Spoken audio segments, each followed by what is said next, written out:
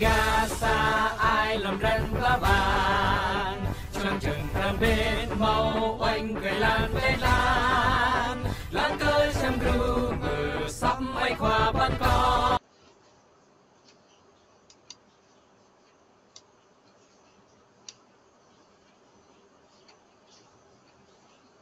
mong em mày cô luôn bị băng mệt vải nó buồn sang khắp yên lên em mà kéo đông hàng lời lê loạn với cả anh đi mỏ đi lần cha tập ngư một lời rung răng do cái lần là hàng lời cán bộ xã lên cán bộ huyện tính giờ nó lần là những bạn đã bổ giờ nó lại này cả buồn sang cái chọc hè gặp thấy mông do cất mùi tôi mắt tôi thứ cái nào buồn sang tập đấy nào buồn sang tập bổ nó nào rúp cái đang xoa cái lần là này giờ nó mày pre ít bổ lăng gặp thấy mông gặp thì lại càng thấy học răn có bình dần liệu một triệu mà lần là càng bỏ ran duyệt ít thôi hil đấy càng thấy một lời rem lù cái từng để cho mệt vào nên mong này mày pre có hẹp bẹ đâu pre ít lăng lời video này và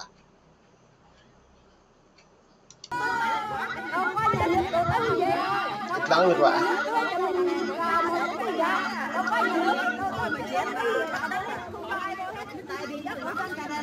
với video này hiếm bạn là cái nồi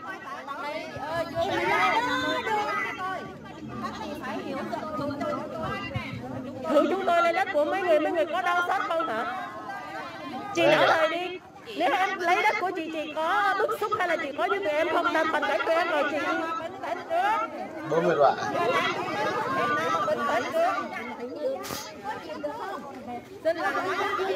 Các anh đã làm mất lòng tin của dân rồi. Các anh đừng có đến đây để làm mất trật tự an ninh của dân này. Trước khi các anh đã hỏi ý kiến của dân chưa? Các anh là các đất của chúng tôi để vô năm ấy. Là đầu tiên các anh xâm lấn mặt bằng. Thứ ba các anh xâm lấn đường đi của chúng tôi. Các anh đã hỏi ý kiến của dân chưa? Dân đã đồng ý cho các anh làm chưa? Các anh có họp dân không? Này buồn này, các bạn buồn sang ôn crowd do cái lần là nó thì pi bằng pro cục này dọn như lệ dân bàn dân kiểm tra dân giám sát nó như này như prema dân kiểm tra như prema dân bán như bộ rượu bộ hoa sam đã cất như càng mạng các bạn buồn sang tôi lời cái nhầm một quyền tuy nhiên lệ hiếm bại như lại hẹp như đấy nhầm plư các bạn buồn sang cả đảng cộng sản như lệ dân giàu nước mạnh dân chủ văn minh công bằng như lệ bồi dân chủ như lệ nhu từ nguyên phu trọng như một lễ hiếm bại như lệ nhô lệ lại nhô công chức nhà nước đại tớ của dân cái bộ mà là nhập tròn tắm đại tớ như này xin họ đại tớ nhú nhá đáng lớn hơn hết tất cả trong vùng đất Việt Nam Đảng Cộng sản Việt Nam lên người dân bộ một quyền nữa người dân lại thấp cổ bê hỏng tắm nhá nhiều ngã nên tôi như lệ nên tất cả mọi người sinh ra đều có tự do chứ mấy tự do chứ mấy bình đẳng có nhiều chi như lệ hiến bại thấu nhiều chi nước Cộng hòa xã hội chủ nghĩa Việt Nam độc lập tự do hạnh phúc để bồi em mong mà độc lập mong mà tự do mong mà hạnh phúc bổ mộ mong mà hạ dân bàn như lệ mong mà dân kiểm tra mong mà dân giám sát bổ mộ giờ nó bồi mình nào buồn sang là lệ ban mà nào độc là họp nào là bổ mộ nó mà lần đã buồn sang tôi loài như càng ngạc nên em mới đứng mời về trang bịa chúng tôi lên tiền của các anh kia mà các anh ảo vui cho làm chúng tôi để hát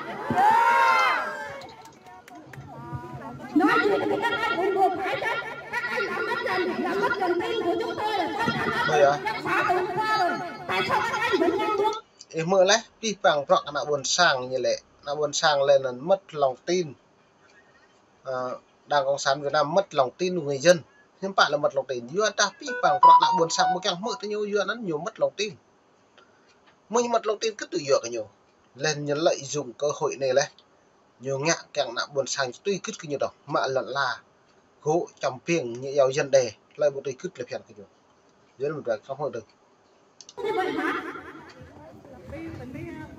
mất lòng tin từ đầu rồi chúng tôi không bao giờ tin lại lần thứ hai đâu đó là ý kiến của tôi đã tự thảo qua đó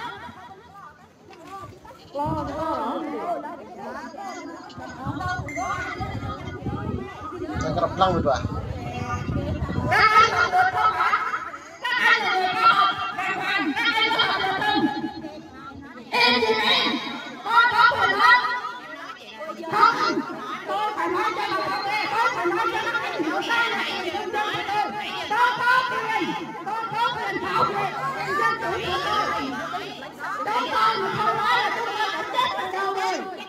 Đó là quyền tự do ngôn luận của công dân, không có ai mà không cho dân bình luận hết.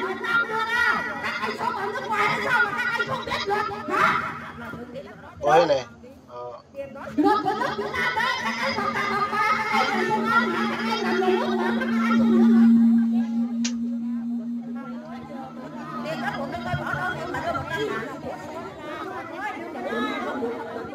Làm cái gì cũng phải hỏi dân một câu đấy. Cứ càng lên rồi dân làm sao mà biết. Chúng tôi có quyền tự do ngôn luận đấy. Chúng tôi có quyền bảo vệ. Đây đại chơi là hay luật luôn đấy. Cái bôi ha, của từng ha. Tự do ngôn luận của chúng tôi. Bài hát cá nhân của chúng tôi. Năng cái miệt vạ buồn sang lay cả một hậu một đầu tiên. Cái đấy trong học cũ rồi. Nhiều hụi cái này. Tại sao các anh lại không biết điều đó? Cán bộ có biết là cán bộ có biết là vì nước quên thân vì dân phục vụ không? Tại sao mà không biết vậy trời?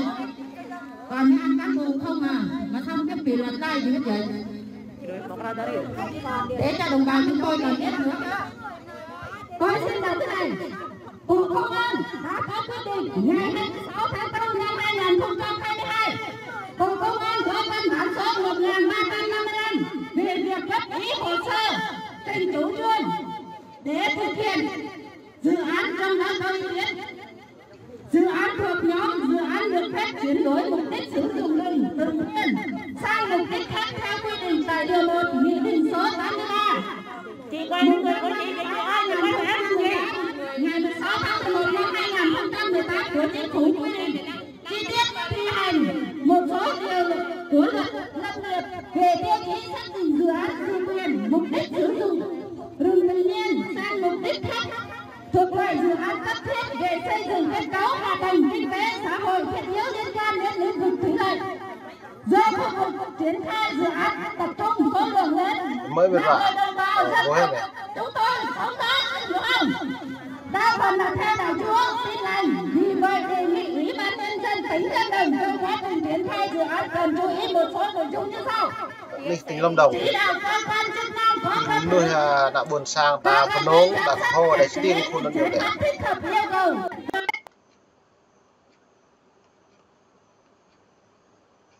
Do nó lại nè mong này đi cái bang yang tới buồn sang tới mong hơn lại. Cợt lại ta đi cợt lại này đã buồn sang tới chọc hè. Do ta hàng độc đại dần. Lên từ bực tưng hàng nhiều hẹp hàng lại cây cào lại phiền như mơ. Do đó nó nhiều lệ đã buồn sang nó lùm tà. Đã buồn sang như prong phí bảng. Rong đã buồn sang á, còn độc nạ đi tôi. Bữa nay không chưa biết làm trống, đã buồn sang càng nhẹ mà như được thu hay mà cứ. Nạ buồn sang nó trong lệ mà cứ nạ buồn sang trong lệ. Bữa nạ buồn sang nó mãi nhu. Nó mãi tệ cứ. Hết nạ buồn sang càng thịt. Như em mới mở lần nạ buồn sang. Như tôi hấp hạt lệ cả nạ phải bù mẫuอย่างthế. Rồi nó này, lời này bị bằng nạ buồn sang bởi lạc bí nhiên. Bục lạ hạt lời tiếp hàng con nạ Việt Nam. Lê trong phía thâu cái từng hàng ta nhôm sẽ hàng pol cả ní tỉnh Lâm Đồng này lại cái từng hàng hẹp nhô hàng lại phiền nó nhô lệ dân bàn dân kiên trà bị cầm lăng yêu này lúm ta ta bùa này em bạn thứ ra lại tiếp ta bờ làn ta phải thâu hẹp ta vừa ta hay thun plan mông này thun plan rằng tụi mỡ thun plan mông này mà ta tuy cái từng hay lút là phiền cái từng học cũng rồi dạ ta phù thì ta anh nào liệt lâu đừng đã là lâu đã nhặt thông một vóc nó nè liệt tầng rêu e ta anh nào liệt lâu ta một liệt thịt rồi rạn này cái một ta không em lù từ từ bút tầng phù được lấy rồi để duyên po ta đấy tuồng hàng ta tập năng cái nông duyên ta mút po duyên cái tương hàng ta bảo giờ nó lại này về thì nhiên làm cái lạ và cái tương hàng nhú hàng lại cây cà năm tuần lên năm hụi Peni cái pipang mệt vải yang buồn sang khắp yên đi cả níu cặp mông thưa đi gật làm ta rồi cái buồn sang ta thâu răng lép phá hàng ta nhiều như mà lặn lạt đi việc cái này cho chạy ta một niệm đọc một đây thì ni ta bán đi thật lại